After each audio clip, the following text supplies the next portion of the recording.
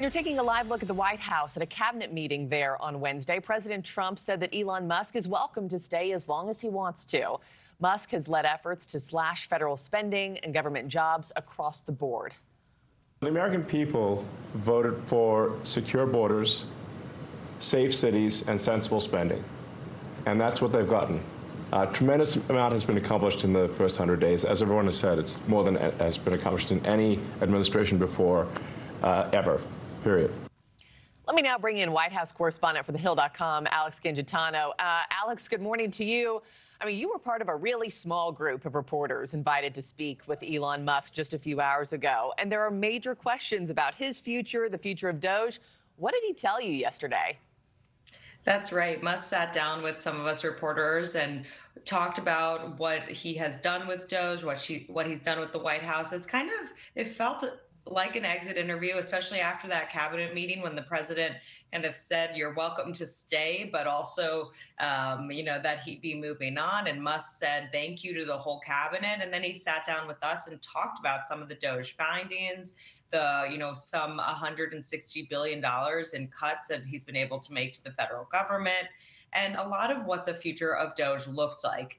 That involved him comparing DOGE to Buddhism, said that it's actually a way of life, it's a philosophy. And he compared himself, he said, Buddhism exists without the Buddha. So when he continues on to his companies, he thinks that DOGE will be able to go on without him. There was also questions over which staffers. There's about 100, a little bit less people right now who are working for DOGE. Some of them were in the room with us last night for that briefing. And he said, it's kind of a volunteer organization. If they want to stay, they can stay. If they want to move on, they can. But he said they've been able to make some converts. So I think he's pretty confident that when he moves on, there'll be people within this federal government who are have the same mindset as him. Yeah.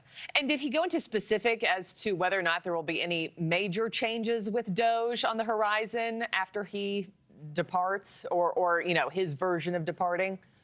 Yeah, he seemed very confident that DOGE will continue on in the way that he's been operating it. I think this concept of he's been able to change minds, and that a lot of people, so he says, within the Trump administration are, have been able to learn from him and are, interested in the idea of cost-cutting efforts. He did, though, appear optimistic that he can reach that $1 trillion in cuts that he said, months ago that DOGE was aiming, and that he felt confident he'd be able to get. Not quite at that number with the $160 billion, but he thinks that once he leaves, that can continue on. They can continue to find more cuts, and also said that he thinks that DOGE will be able to continue for all 4 years of the Trump administration, not just by the end of the year. Yeah, we have been, you kind of press the rewind button. You look at the past few weeks, Alex, we have been talking about him less and less, just like the past few weeks or so. Are you getting any sense from the White House or your sources on Capitol Hill that that's being welcomed right now?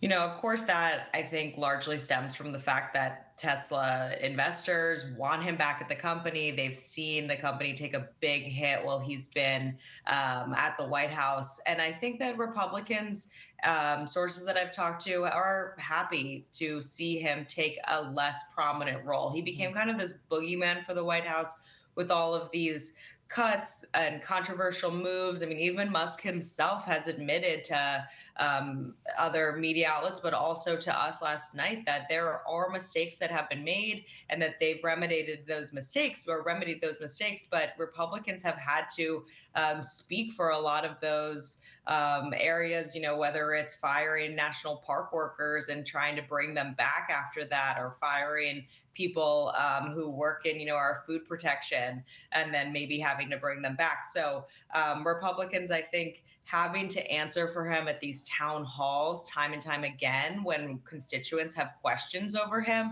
I think they got a little tired of that. And sources tell me they're pretty happy with the fact that Musk will be moving on in not such a prominent role in this Trump administration. Thank you for watching. Subscribe below and download our NewsNation app right now on your phone, and you will get fact-based, unbiased news for all Americans.